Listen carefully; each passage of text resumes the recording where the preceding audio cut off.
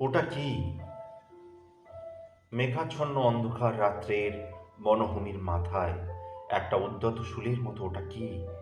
পরক্ষণেই একটা রাত্রিচর পাখি কর্কশ কণ্ঠে প্রহর ঘোষণা করে পাখা ঝাপটে এসে শুলটার ওপর বসে ডাকতে লাগলো, ক্যাচ ক্যাচ ক্যাচ।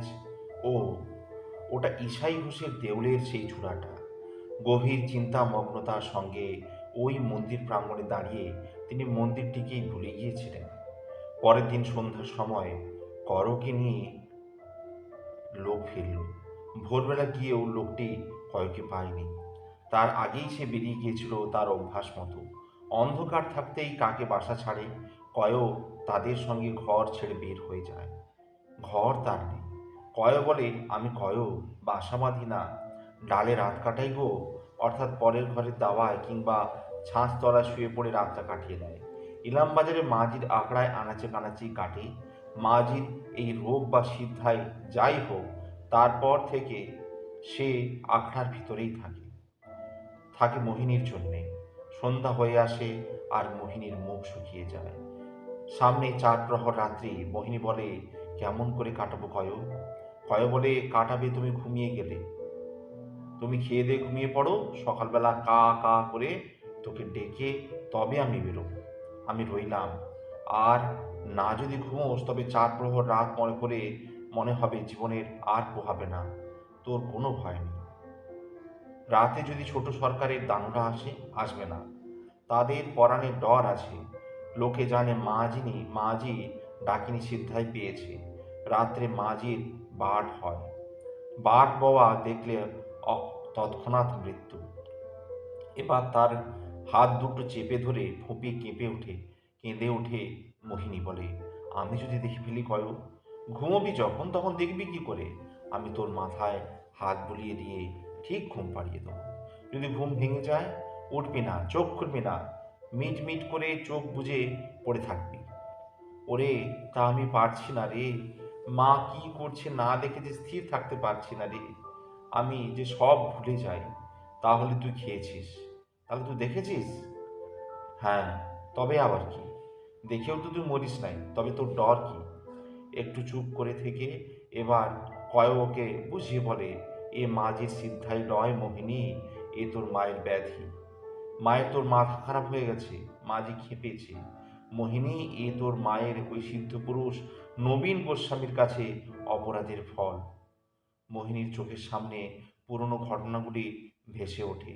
সে হতাশায় বেদনায় আকুল হয়ে শূন্য দৃষ্টিতে আকাশের দিকে তাকিয়ে থাকে। মোহিনী ভেবেছিল নবীন সন্ন্যাসীর কথা। এখন এমন মানুষ এমন পাষাণ কেন? পাষাণ নয়, যেন আগুনের মতো জ্বলে কেন? মানুষ যদি আগুনের মতো জ্বলে, তবে অপর মানুষ তার কাছে গিয়ে দাঁড়াবে কি করে, কেমন করে? শ্যাম তো শুনেছে নব জলধর। সে জল দেয়, ছায়া দেয়, পাপী তাপী সবারই তৃষ্ণা নিবারণ করে। তাপিত অঙ্গ শীতল হয়। শ্যাম নব জলধর বলেই তো তার নামে শুষ্ক তরু মঞ্জার মরা গাছ বেঁচে ওঠে, পাতা গজায়, ফুল ফোটে। শ্যাম যদি আগুন হতো, তবে সব যে পুড়ে ছাই হয়ে যেত। হায় নবীন মশাই, তুমি এমন আগুনের মতো জ্বলন্ত কেন? কয় সারা রাত ঘুমায়নি। মোহিনী আর মাঝির জন্য দুর্ভাবনায়। মাঝির জন্য দুর্ভাবনা শেষ কবে হবে এবং কিভাবে হবে? কৃষ্ণদাসী তখন অর্ধ উলঙ্গ অবস্থায় আখড়ার উঠোনময় ঘুরে বেড়াচ্ছিল। মধ্যে মধ্যে একবার হা হা করে কেঁদে আছড়ে পড়ছিল। আবার কিছুক্ষণ পরে উঠে ঠাকুর ঘরের মধ্যে ঢুকে বিগ্রহের পা দুটি জড়িয়ে ধরে পড়েছিল। আবার বেরিয়ে এসে পরিক্রমা শুরু করেছিল। পরিশ্রান্ত অবিশ্রান্ত পরিক্রমা। এই কৃষ্ণদাসীর নিত্যকর্ম। এর জন্য অবশ্য ভয়ের কিছু নাই। কিন্তু কৃষ্ণদাসী যদি কোনোদিন বিগ্রহ টেনে এনে আছড়ে ফেলে, তারও একটি শঙ্কা কয়র আছে। সেই আশঙ্কাই তার সব থেকে বড় আশঙ্কা। মধ্যে মধ্যে মাঝির চোখের দৃষ্টির মধ্যে কি যেন একটা কি দেখতে পায়। তার ভয় হয়, তার ধারণা এই দৃষ্টিতে মাঝি যখন তাকায় তখন তার মনের মধ্যে খুন খেলা করে। মনে হয় মাঝি বান করে নবীন সন্ন্যাসীটিকে মেরে ফেলবার কথা ভাবছে, নয় ভাবছে বর্বর অক্রূরকে বান মেরে শেষ করে দেবার কথা, নয় ভাবছে মোহিনীকে মেরে ফেলবার কথা। মোহিনীকে মারতে বান ধরতে হবে না, বাঘ ধরতে হবে না, বান মারতেও হবে না, গলা টিপে ধরলেই হবে। মধ্যে মধ্যে আখড়ার মধ্যে ছাগলের বাচ্চা ঢুকে পড়ে চিৎকার করে, মাঝি তাড়া করে ছুটে যায়, ধরতে পারলে গলা টিপে পরে আখড়ার দরজা দিয়ে বের করে পথে আছড়ে ফেলে দেয়। কখনো কখনো আছাড় মেরে ফেলে দেওয়ার পর নিজের গলা নিজেই টিপে ধরে। কোনো কোনো দিন মোহিনীকে গলা টিপে মেরে ফেলে যদি নিজের গলায় দড়ি দিয়ে মারে। মাঝি অবশ্য মরলেই ভালো, সেও খালাস পাবে, সংসারও পাবে, কিন্তু মোহিনীকে তো মারতে দিতে পারবে না। গত রাত্রে ঘরের ছাঁচতলায় বসে ঢুলছিল কয়ক। হঠাৎ ঘুম ভেঙে গিয়েছিল তার একটা শব্দে। হঠাৎ সশব্দে যেন আখড়ার বাইরে দরজাটা খুলে গিয়েছিল। চমকে উঠেছিল কয়ক। কে? কে? আখড়ার খোলা দরজার ওপারে কি যেন দাঁড়িয়ে যেন বেরিয়ে এলো। কে? কয় ধর্মর করে উঠে চারিদিকে দেখছিল। আধারের শুক্লা দ্বিতীয়ার অন্ধকার রাত্রি, আকাশে মেঘ, তবু অন্ধকারে অভ্যস্ত চোখের সামনে আখড়ার উঠোনটা প্রায় স্পষ্ট হয়েই ভেসে উঠেছিল। কই মাঝি কই? ছুটে গিয়েছিল দেবতার ঘরের দিকে, সেখানেও মাঝিকে পায়নি। একবার সে ছুটে খোলা দুয়ার অতিক্রম করে পথের ওপর উঠে এসে দাঁড়িয়েছিল, চিৎকার করে ডাকতে যাচ্ছিল, মাঝি! ঠিক সেই মুহূর্তে কৃষ্ণদাসীর খিলখিল হাসির শব্দে শুনে ডাকার হয়নি, ছুটে এগিয়ে গিয়ে স্তম্ভিত হয়ে গিয়েছিল। সে এক ভয়ঙ্কর দৃশ্য, ভয়ঙ্করই বটে। কৃষ্ণদাসী কাপড় ছেড়ে ফেলে উলঙ্গিনী হয়ে রাস্তায় দাঁড়িয়ে হাসছে, হি হি হি হি হি হি হি হি হি হি হি হি, আর মধ্যে মধ্যে বলছে, মর মর, মুখ দিয়ে রক্ত তুলে মর, ঝলকে ঝলকে রক্ত উঠে মর, গল গল করে রক্ত বেরোক, হি হি হি হি হি হি। আর তার সামনে দাঁড়িয়ে একটা লোক থর থর করে কাঁপছে। তাকে চিনতে কয়েক দেরি হয় না, সে অক্ররের অনুচর, কেলের সাগরের একেবারে কাঁচা জোয়ান, কেলের যে দুঃসাহসী। কেলে মাঝির ডাকিনী মন্ত্রের ভয়ে আখড়ায় উঁকি মারতে আসে না। সেই দুঃসাহসী কাঁচা জোয়ানটা কিলের ওপরে নিজের আসন করে নেবার দুরাকাঙ্ক্ষায় বোধ করি রাত্রে এসে উঁকি মেরেছিল। মাঝি বুঝতে পেরে বেরিয়ে এসেছে, অথবা হয়তো আকস্মিকভাবেই ঘটনাটা ঘটে গেছে। মুহূর্তে কয়েক মাঝির পরিত্যক্ত কাপড়খানা পরিয়ে মাঝির দেহের ওপর কোনো মতে জড়িয়ে দিয়ে মাঝির সামনে দাঁড়িয়ে রেখেছিল। মাঝি, মাঝি, মাঝি! সেই মুহূর্তে পিছন থেকে অন্ধকার চিরে আর একটি আর্তস্বরের ডাক ধ্বনিত হয়ে উঠেছিল, মা গো, মা! মাঝি চেতনা হারিয়ে পড়ে গিয়েছিল। পেছনের লোকটা সেই অবসরে ছুটে পালিয়ে গিয়েছিল। মোহিনীর সাহায্যে কয়েক কোনো রকমে টিনে হিঁচড়ে মাটিকে আঁকড়ায় নিয়ে এসেছিল। জ্ঞানও হয়েছে। মাঝি কিন্তু তন্দ্রাচ্ছন্নের মতো পড়ে আছে, সব শক্তি যেন নিঃশেষ হয়ে গিয়েছে। কয় মাঝির এই অবস্থার জন্য চিন্তিত হয়নি। কই মাছের পরাণের মতো শক্ত মাঝির পরাণ, ও সহজে যাবার নয়, যাবে না। গেলেও ও খালাস পাবে, কিন্তু চিন্তিত হয়েছে মোহিনীর জন্য। বর্বর অক্রূরের ওই কাঁচা জোয়ান প্রেত অনুচরটা তো পালিয়েছে। সে যখন ওই মূর্তি দেখেও মরেনি, যখন সামনে নিয়ে ছুটে পালিয়ে যেতে পেরেছে, তখন সে তো মরবে না। তার মানে সর্বনাশ। প্রীতির যখন ভয় ভেঙেছে, তখন তো আর মোহিনীর পরিত্রাণ নাই। ওই বর্বরগুলো যখন ভয় করে, তখন সে ভয় মারাত্মক, কিন্তু ভয় ভাঙলে এরা হয়ে ওঠে আরও মারাত্মক। সেই ভোরবেলা কাক কোকিল বাসা ছড়বার আগেই সে বেরিয়ে পড়েছিল, ফিরেছে অপরাহ্নে। ফেরার পর আশ্রমের লোকের সঙ্গে দেখা হয়েছে। কেশবানন্দ তার জন্য চর্বচস্য লেজ্জ পেয়েও আহারের ব্যবস্থা করেছিল। কয়েক অবাক হয়ে গেল, বেশ খানিকটা সন্দেহ হলো তার। চতুর কেশবানন্দের তা বুঝতে ভুল হলো না। এ সন্দেহ যে কয়ের হতে পারে সে অনুমান তার আগে থেকেই ছিল। তবুও এই ব্যবস্থা করেছিলেন তিনি এই ভেবে যে সন্দেহ ঘুচিয়ে দিতে পারলে এর ফলাফল অব্যর্থ। কেশবানন্দ কয়র সন্দিগ্ধ দৃষ্টির সঙ্গে নিজের দৃষ্টি স্থির রেখে হেসে বললেন, গুরু মহারাজের এই আদেশ। তারপর বললেন, তার ধারণা দামোদরের ক্ষুধার কিছুটা তোমার উদরে বাসা গেড়েছে। মানুষের ক্ষুধা কিছুটা পেলেই মেটে, দামোদরের ক্ষুধা পেট পুরে খেলেও মেটে না। তাই বললেন, ওকে কাল ক্ষুধা মিটিয়ে খাওয়াও গো। বলো তুমি। কথাগুলি কয়র ভালোই লাগলো, বেশ ভালো ভালো কথা। আর অকাট্য। তার খিদে এবং পেটের ফাঁদে, তার দামোদর নদের খিদে এবং পেটের ফাঁদের সঙ্গে সত্যিই মিল আছে। সিদ্ধ পুরুষ বলেই এ কথা গোসাই বুঝেছে, কিন্তু তবু সে চুপ করেই দাঁড়িয়ে রইল, মাথা চুলকোতে লাগলো। হে ভগবান, এ কি বিপদে ফেললে! কেশবানন্দ বললেন, বসো বসো, দাঁড়িয়ে রইলে কেন? কয়ও হাত জোড়ো করে বললে, আমার পরীক্ষা করছো গোসাই? না না, পরীক্ষা কিসের, বসো তুমি, এর মধ্যে কোনো পরীক্ষা টরীক্ষা নেই। তবে গোসাই, খেয়ে যে কয়র কখনো পেট ফাঁপে না? তার পেট নাগরার মতো ঢং ঢং করে বাজনা দেয় কেনে? গলায় গলায় অম্বল কেনে? ঘি মশলার গরম মশলার গরমে বুক গলা শুকিয়ে কাঠ হয়ে গিয়েছে, পরানটা শুধু ঝল ঝল করে সারা হলো। গরম মশলা, গরম মশলা দেওয়ার খাবার কোথায় খেলি? হাতেমপুরে, ফৌজদার বাড়িতে, সেখানে গিয়েছিলাম আজ। হাতেমপুরে, ফৌজদার বাড়িতে? আজ্ঞে হ্যাঁ, সে 2-3 হালুয়া আর ম্যাও। সেও সের ট্যাগ হবে, পেট ফেঁপে উঠেছে, আইঢাই করছে। তুই মুসলমান ঘরের উচ্ছিষ্ট খেয়ে এলি? উচ্ছিষ্ট লয় গো, আদর করে বেগম সাহেবা পাতা পেড়ে খাওয়ালে। তার হারানো নীল হিরেটা আমি নিয়ে গিয়েছিলাম তো। ফৌজদার তো দেখে বিসমিল্লাহ ইয়া আল্লাহ বলে প্যার নাপিয়ে উঠল। বলে, তোর মালিক সচ্চা আদমি নেহি দেখতে পাতা হ্যায়। বলে বলে কি বকশিস নিবি? টাকা লে, মোহর লে, জমি লে। আমি বলি, না, বকশিস টকশিস আমি চাই না। আপনি একটা উপকার করে দেবেন।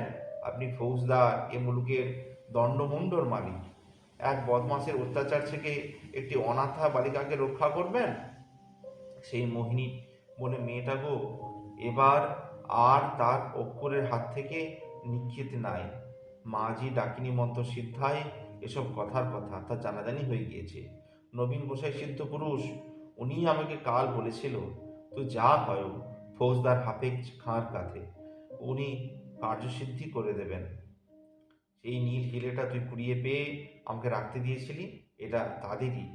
ওটা দিয়ে আয়, ওটা নিয়ে যা, দেখাবি, দেখালেই কার্যসিদ্ধি হবে। তা হয়ে যাবে, ঠিক হবে। এক ঘটি জল খাবো।